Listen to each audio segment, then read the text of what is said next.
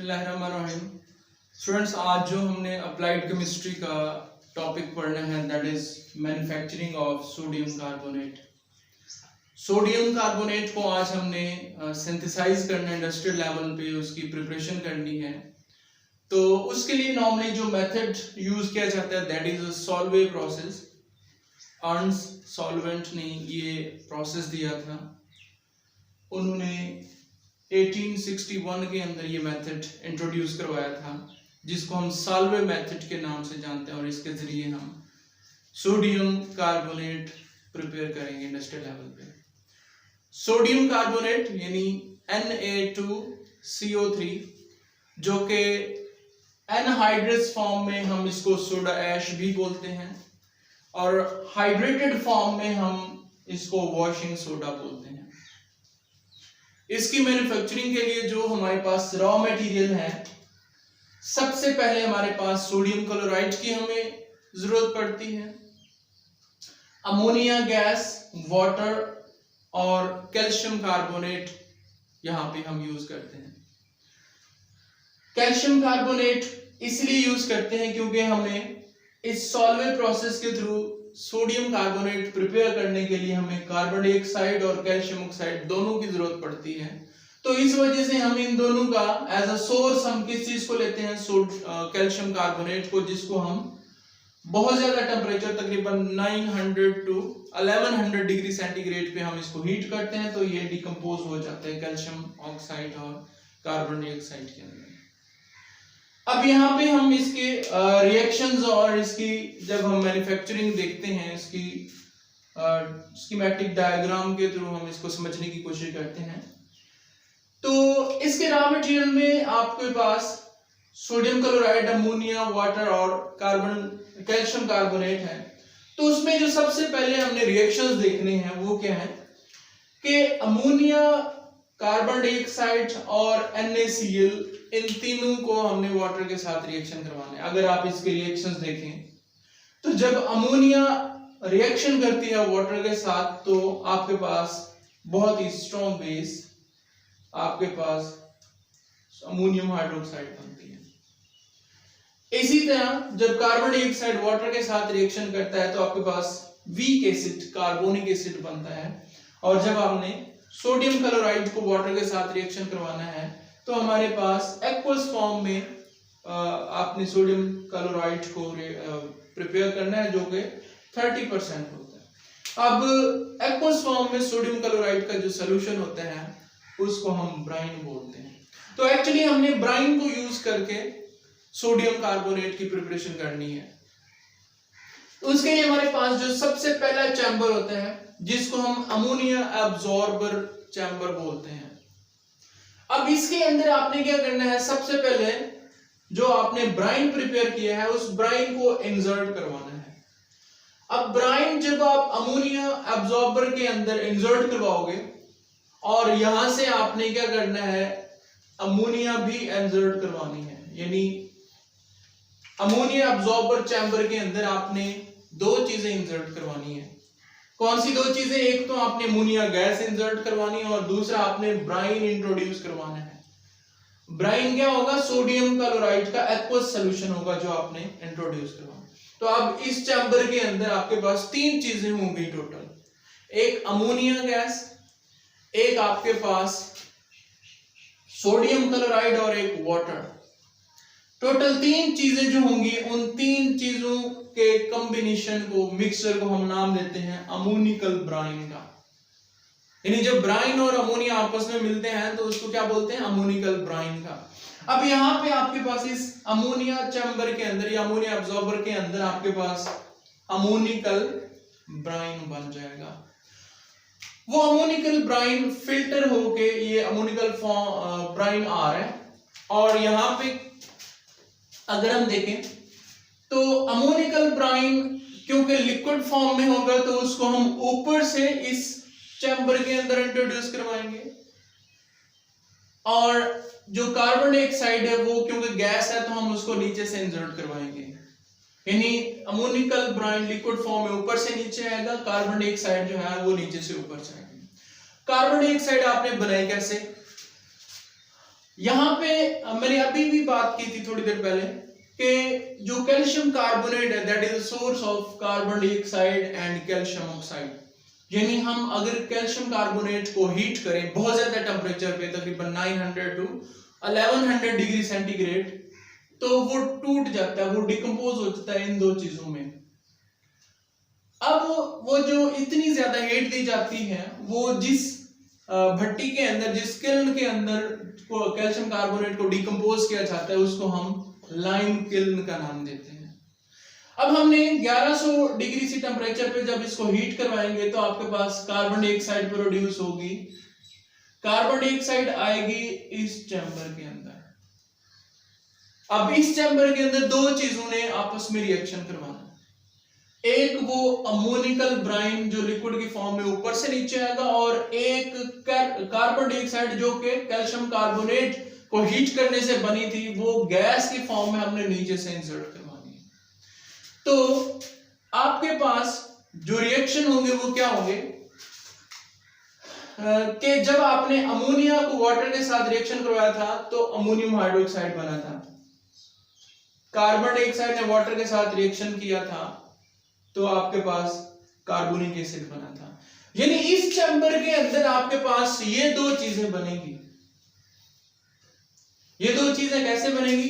इस चैम्बर के अंदर जो चीजें आ रही थी, अमोनिकल ब्राइन आ रहा था, उसके अंदर कौन सी तीन चीजें थी? उसके अंदर सोडियम क्लोराइड था, वाटर था और अमोनिया थी। और जो नीचे से हम इसको इंसर्ट कर रहे हैं वो फोर्थ वन है, वो चौथी चीज है, वो कार्बन डाइऑक्साइड है। तो इस चैम्बर में टोटल कितनी चीजें पहुंच गई? चार चीजें पहुंच गई। जब वो चार चीजें इस चैम्बर में पहुंचेंगी तो उस अमोनिकल ब्राइन के अंदर जो अमोनिया होगा वो वाटर के साथ रिएक्शन करेगा, अमोनियम हाइड्रोक्साइड बनेगा। और उसी चैम्बर के अंदर जो आपके पास कार्बन डाइऑक्साइड इंसर्ट करेंगे आप लोग, वो वाटर के साथ रिएक्शन, क्योंकि इस अमोनिकल ब्राइन के अंदर वाटर भी तो होगा ना जो इस चैम्बर में आ चुका होगा। और इधर से कार्बन डाइऑक्साइड गई तो कार्बन डाइऑक्साइड और वाटर ने रिएक्ट किया, ये बना।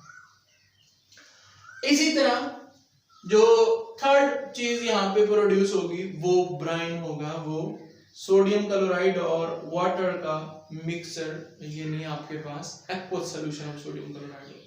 तो यहाँ पे अब तीन चीजें बन गई, एक अमोनियम हाइड्रोक्साइड बना, एक कार्बोनिक एसिड बना और एक एक्वस फॉर्म में सोडियम क्लोराइड यानी कि ब्राइन बना।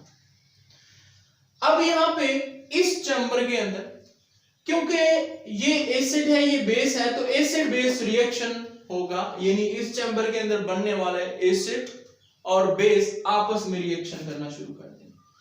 तो जब ammonium hydroxide as a base और कार्बोनिक एसिड एज एसिड आपस में रिएक्शन करेंगे तो आपके पास अमोनियम बाइकार्बोनेट और वाटर बनेगा। यानी अब इस चैम्बर में कौन सी चीजें बन गई? अमोनियम कार्बोनेट और वाटर, और साथ ही इसके अंदर और चीज भी थी जो कि ब्राइन थी। अब वो जो इस रिएक्शन के रिजल्ट में, एसिड बेस रिएक्शन के रिजल्ट में अमोनियम बाइकार्बोनेट बनेगा, वो उसी चैम्बर के अंदर रिएक्शन करेगा किसके साथ? जो ब्राइन थी आपके पास, ब्राइन भी तो बना था ना, इस चैम्बर के अंदर ब्राइन भी तो मौजूद था। और ब्राइन के साथ क्या चीज रिएक्शन करेगी? जो एसिड और बेस के आपस में मिलने से बनी थी जो कि अमोनियम बाइकार्बोनेट था। जो अमोनियम बाइकार्बोनेट बनेगी वो उस ब्राइन के साथ रिएक्शन करेगी और क्या बना देगी? सोडियम बाइकार्बोनेट प्रेसिपिटेट की फॉर्म में बना देगी। अब ये दो प्रोडक्ट बना रही है। जब अमोनियम बाइकार्बोनेट ने रिएक्शन किया ब्राइन के साथ तो दो चीजें बन रही हैं, एक सोडियम बाइकार्बोनेट और एक अमोनियम क्लोराइड साल्ट बन रहा है। अब वो जो आपके पास सोडियम बाइकार्बोनेट होगा वो प्रेसिपिटेट्स की फॉर्म में, सॉलिड फॉर्म में यहां पे जमा होना शुरू हो जाएगा। यानी आपके पास यहां पे सोडियम बाइकार्बोनेट सॉलिड फॉर्म में, प्रेसिपिटेट्स की फॉर्म में बनना शुरू हो जाएगा। क्यों प्रेसिपिटेट्स की फॉर्म में बनना शुरू होगा? क्योंकि आपके पास सोडियम बाइकार्बोनेट एक लेस सॉल्युबल साल्ट होता है, जबकि जो सोडियम क्लोराइड इसके अंदर मौजूद होगा वो मोर सॉल्युबल है। अब अगर गौर करें तो अमोनियम क्लोराइड के अंदर भी सोडियम मौजूद है और सोडियम बाइकार्बोनेट के अंदर भी सोडियम मौजूद है। अब दोनों कंपाउंड्स के अंदर सोडियम जो है वो एज कॉमन आयन के तौर पर बिहेव कर रहा है और उन दोनों सॉल्ट्स में से एक लेस सॉल्युबल है, एक मोर सॉल्युबल है। तो कॉमन आयन इफेक्ट क्या कहता है कि अगर आपके पास सॉल्यूशन के अंदर दो ऐसे कंपाउंड हो जिनमें से एक लेस सॉल्युबल हो और एक मोर सॉल्युबल हो और उन दोनों में कोई एक आयन कॉमन भी हो, तो कॉमन आयन का इफेक्ट क्या होता है कि वो जो लेस सॉल्युबल कंपाउंड होता है उसकी सॉल्युबिलिटी डिक्रीज हो जाती है। कॉमन आयन इफेक्ट मैं अगेन एक दफा रिपीट कर देता हूं।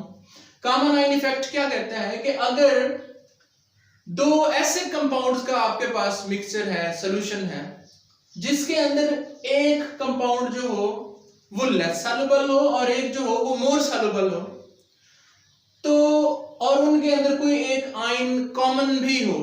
अब देखें इसके अंदर सोडियम है, इसके अंदर भी सोडियम है, तो सोडियम आयन जो है वो दोनों के अंदर कॉमन है। तो कॉमन आयन का इफेक्ट क्या होता है कि जो लेस सॉल्युबल कंपाउंड होता है उसकी सॉल्युबिलिटी डिक्रीज हो जाती है, यानी इसकी सॉल्युबिलिटी डिक्रीज हो जाएगी। सॉल्युबिलिटी डिक्रीज हो जाएगी तो ये सॉलिड फॉर्म में प्रेसिपिटेट आउट हो जाएगा।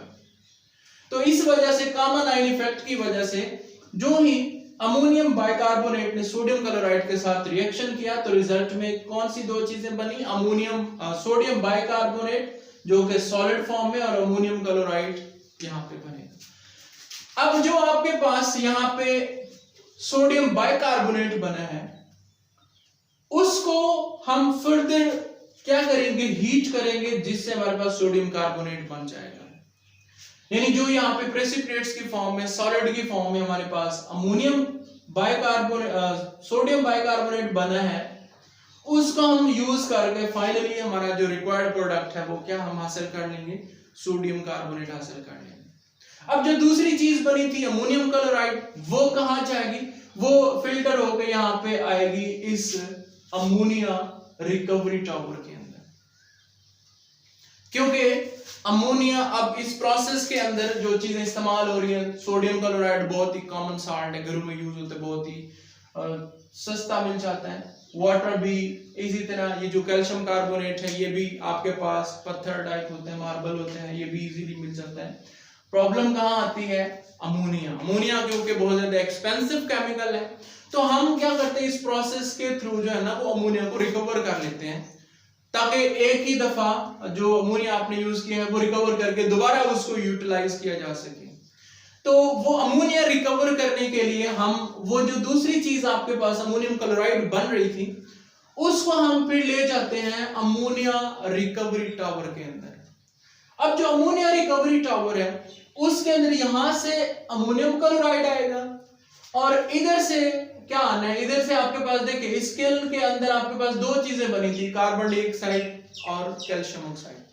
वो जो कार्बन डाइऑक्साइड थी वो तो यूटिलाइज हो गई यहाँ पे इस चैम्बर में।